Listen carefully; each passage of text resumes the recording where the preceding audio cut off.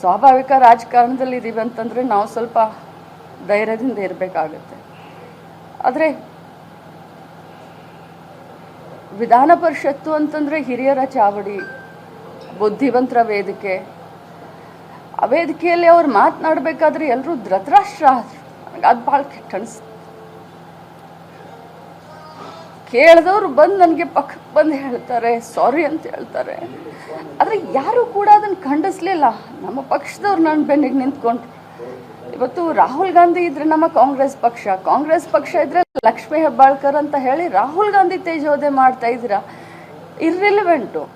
ಅಂಬೇಡ್ಕರ್ ಅವ್ರಿಗೆ ಅಪಮಾನ ಮಾಡಿದಿರಂತ ನಾವೆಲ್ಲ ಹೇಳುವಂಥ ಸಂದರ್ಭದಲ್ಲಿ ರಾಹುಲ್ ಗಾಂಧಿ ಅವ್ರನ್ನ ಯಾಕೆ ಮಧ್ಯದಲ್ಲಿ ಎಳ್ಕೊಂಡು ಬರ್ತೀರಾ ಅಂತ ನಾನು ಮಾತಾಡಿದಕ್ಕೆ ಈ ರೀತಿ ಮಾತಾಡಿದೆ.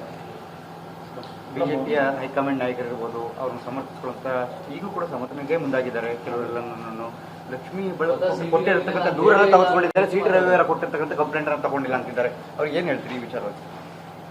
ನೋಡಿ, ನಾನಂತರೂ ನೇರವಾಗಿ ತಮ್ಮ ಎದುರುಗಡೆ ಹೇಳಿದ್ದೀನಿ. ನಿನ್ನೆ ಸಭಾಪತಿಗಳಿಗೂ ನಾನು ಬರೆದು ಕೊಟ್ಟಿದ್ದೀನಿ. ಅವರು ರಾಹುಲ್ ಗಾಂಧೀಜಿ ಅವ್ರಿಗೆ ಡ್ರಗ್ ಎಡಿಕ್ಟು ಅಂದರು. ಅದಕ್ಕೆ ನೀವು ಆಕ್ಸಿಡೆಂಟ್ ಮಾಡಿದ್ರ, 3 ಜನರನ್ನ ಕೊಲೆ ಮಾಡ್ದಂಗೆ ಆಗಿದೆ, ನೀವೇ ಕೊಲೆಗಾರರು ಅಂದರು ಅಂತ ನಾನು ಅಂದಿದ್ದೀನಿ. ನಾನು ಆ ಮಾತಿನಿಂದ ಎಲ್ಲೂ ಹಿಂಸರ್ದಲ್ಲ. ಆದರೆ ಅವರು ಸಭಾಪತಿಗಳು ಎದುರುಗಡೆ ಹೇಳಿದ್ದಾರೆ, ತಮಗೂ ಹೇಳಿದ್ದಾರೆ. ನಾನು ಆ ರೀತಿ ಅಂದೆಲ್ಲ, ಆ ವರ್ಡನ್ನು ಯೂಸ್ ಮಾಡಿಲ್ಲ ಅಂತ. ಬಟ್ ಮಾಧ್ಯಮದಲ್ಲಿ ತಾವೇ ಎಲ್ಲರೂ ತೋರಿಸಿದ್ರ, ತಮ್ಮೆಲ್ಲರ ಮೊಬೈಲ್ದಲ್ಲೂ ಅದಿದೆ. ಅವ್ರು ಏನು ಅಂದಿದ್ದಾರೆ ಅಂತ. ಅವ್ರು ಸುಳ್ಳು ಹೇಳ್ತಾರೆ. ತಮಗೆಲ್ಲರಿಗೂ ಗೊತ್ತು, ರಾಜ್ಯದ ಜನರಿಗೂ ಗೊತ್ತು, BJPಯ ನಾಯಕರುಗಳಿಗೂ ಗೊತ್ತು.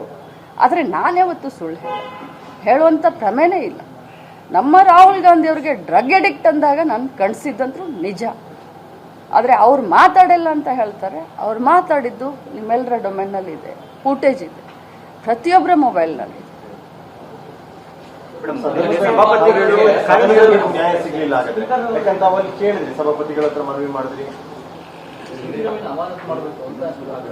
ನಾನು ಈ ಬಗ್ಗೆ ಏನೂ ಮಾತಾಡಿಲ್ಲ. ನಾನು ಬಹಳ ಶಾಕ್ನಲ್ಲಿದ್ದೀನಿ, ಬಹಳ ದುಃಖದಲ್ಲಿದ್ದೀನಿ.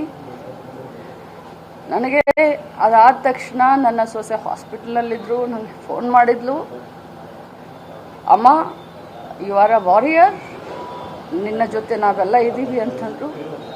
ನನ್ನ ಮಗ ಬೆಂಗಳೂರಿನಲ್ಲಿದ್ದಾನೆ, ನನಗೆ ಫೋನ್ ಮಾಡಿ ಧೈರ್ಯ ತುಂಬಿದ್ದಾನೆ.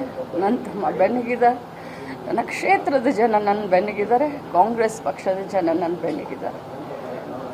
ಈ ಸಂದರ್ಭದಲ್ಲಿ ನಾನು ಇದಕ್ಕಿಂತ ಜಾಸ್ತಿ ಏನು ಮಾತಾಡೋಕ್ಕೆ ಹೋಗೋದು. Thank you.